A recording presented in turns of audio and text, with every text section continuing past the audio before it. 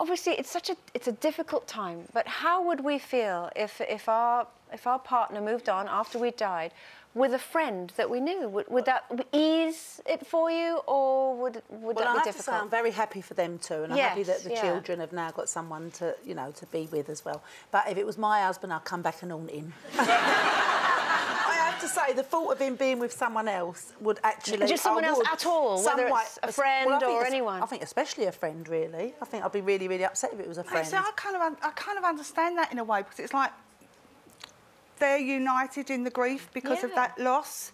So it kind of like brings them together. So I suppose, like, you know, obviously when the person passes and then there's like support and you've got that thing in common of the knowing that person. So I kind of think that it in a way, it kind of makes sense to me. Well, only the two of you would understand how awful it was to lose such a precious person. So it makes sense to me. And also, he's like 25 years old, you know, and he's so young, and he's got these two young children. I was at an event recently, and he was there with his children, and he was absolutely fantastic with them. But many times through the day, he was sort of standing to one side, because, you know, they're small children, so he was there tending to them, and I remember looking at him and thinking, God, you must feel really alone. And you know, so I think fantastic. And also, if you think about it, he's part of the Geldof dynasty, if you like, now. And they, I would imagine, would be quite wary about people that would come into the circle of trust, as you call it. And she, having been Peach's friend, and she's also very good friends with Pixie, who I believe's given her blessing to the relationship. They know her, and she knows them, and, you know, who knows? It might just be a short-lived relationship, but and good luck think to them, it's lovely for them and lovely for the children as well, because obviously she knows the children as well, so it will be lovely for them. How would you feel? It wouldn't bother me at all, because I wouldn't be around anyway, so I just wouldn't, you know, it wouldn't bother me, because I would just think, if you want to move on, move on. And a very good friend of mine, her husband died, and we all sort of took it in turns to sit with him. And he kept saying to us about his wife, please, please, please, I don't want her to be alone. When I die, please make sure that she finds happiness again. You know, I want her to have my permission for that.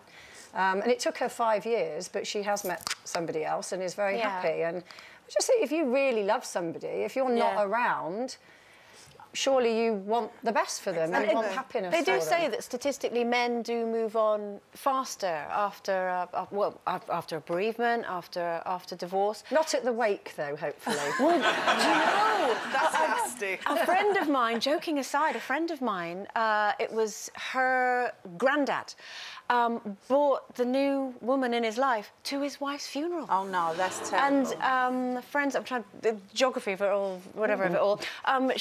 The daughter was so upset that she, after the, never mind going to the wake, went straight round to the house and started taking everything up. That woman's not having any of my mother's stuff, and was putting stuff in the car. So yes, some people can be incredibly thoughtful. But there's also time, and you need time to grieve the person that you've lost before you start looking for someone else. I mean, some people, you know, it's like a couple of months and they've met someone else already. I mean, men are more likely to do that. Like, what is a decent kind of morning time? We've had a lot of comments on this.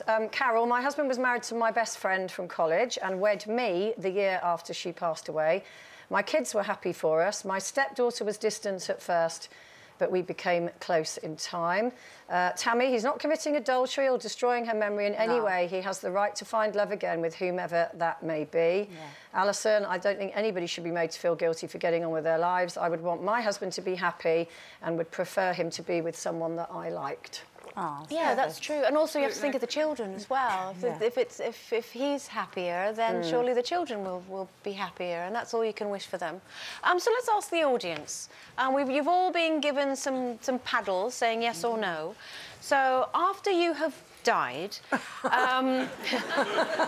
here's a cheery thought. Would you be happy if your partner moved on with your best friend? So say yes or no. Hold your paddles up now.